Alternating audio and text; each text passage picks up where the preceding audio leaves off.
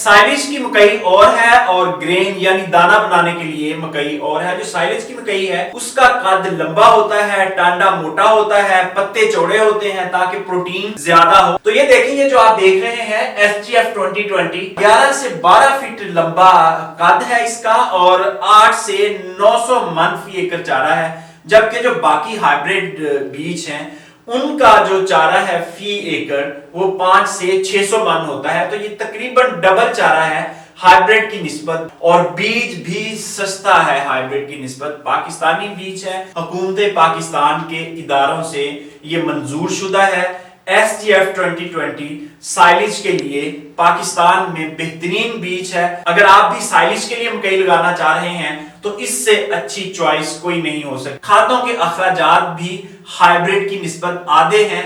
असल में इसकी जेनेटिक पोटेंशियल ही दूसरी से डबल है।